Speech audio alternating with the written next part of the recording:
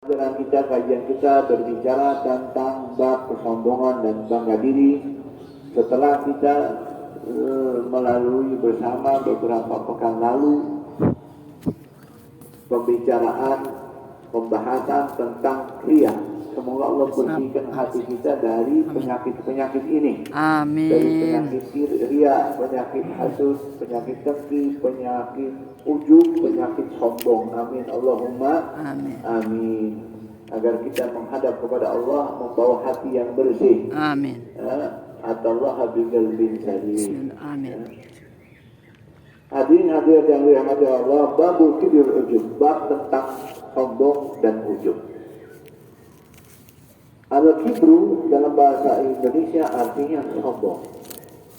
Tapi makna sombong dalam bahasa Indonesia harus disinkronkan dengan apa yang dimaksud dalam intisari kibur itu sendiri. Jadi al-kibru dalam bahasa Arab mengikuti apa yang dikatakan dalam hadisnya Rasul SAW adalah batarul haqqi wa ghamtun nas. Sebagaimana yang diriwayatkan oleh Imam Ahmad, Imam Hakim, Imam Baihaqi bahwa al-kibru batarul haqq wa ghamtun nas. Sombong itu adalah batarul haqq, menepis, menolak kebenaran. Wa ghamtun nas, dan merendahkan orang lain. Itu artinya sombong. Ketika seseorang menolak kebenaran karena ego, maka dia sombong. Atau dia merendahkan orang lain, artinya dia merasa ada di atas rata-rata daripada orang lain, dia sombong. Itu disebut kibir. Dan ini adalah salah satu dosa besar. Kenapa? Karena kesombongan bukan sifat makhluk. Manusia seperti kita, bahkan jin, bahkan anbiya, para mursalin, tidak bisa memiliki sifat ini karena ini sifatnya Allah semata. Al-Jabbar, Al-Mutakabbir. Kalau kita ambil sifat ini, kita telah melepas. Kita telah mencuri sifatnya Allah. Oleh karena kata ulama, dia dosa besar. Dan al-kibir itu, ibu bapak, bisa diobati. Obat yang pertama, at-tawadu. Seseorang harus memaksakan diri merendah karena Allah. Jangan lihat ego, tapi merendahlah kamu kepada Allah. Itu resep paten untuk orang yang sombong. Yang kedua, ru'yatun nafsi wa hududiha, melihat diri kita sendiri dan batasannya. Ketika orang tahu batasan dirinya, dia hanya manusia biasa, maka di situ menjadi obat paten untuk orang yang sombong. Yang ketiga, mujahadatun nafsi ala ghafulin nasihat, memaksakan diri untuk bisa menerima masukan orang lain, apalagi nasihat. Karena dia orang sombong, dia menolak kebenaran dari orang lain. Walaupun pendapat dia salah, ketika ada kebenaran dia menolaknya.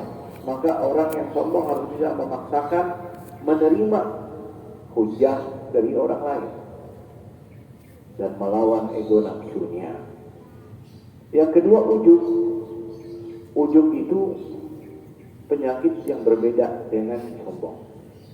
Cuman kata ulama, ibu bapak, ujub itu sumbernya sombong.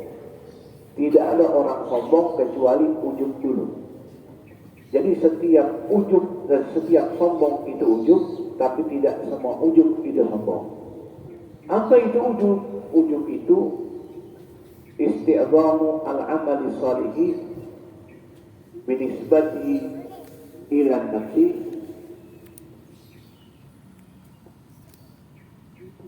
ma'a adami syuhudi minnatallahi ta'ala ala abdi.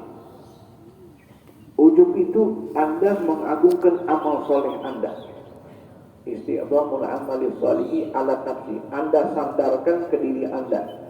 Anda sujud, Anda ngaji, Anda tahajud, Anda beramal. Dari amal apapun, Anda sandarkan kepada diri Anda. Anda meniadakan, itu adalah pemberian taufik karunia dari Allah. Ma'adami syuhudi minnatallah azza wa jalla ala abdih. Itu namanya ujub, bangga diri dengan ibadah. Bedanya apa? Al-farq bainal kibri wal ujub, bedanya gampang. Kalau ujub fil qalbi fil nafsi ma'an nafsi fil qalbi. Kalau ujub itu ada dalam hati, belum terungkap,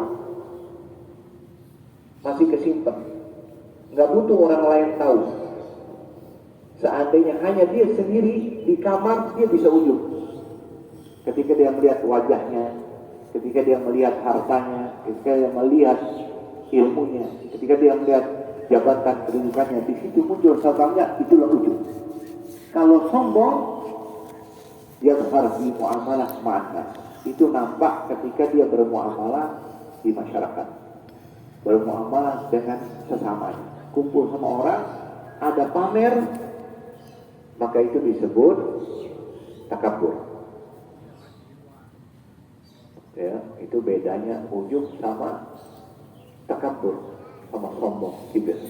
Jadi kalau ujub, dia sendirian bisa tanpa ada orang lain. Kalau takabur, yahtaju ila mutakabbir wa mutakabbir alaih.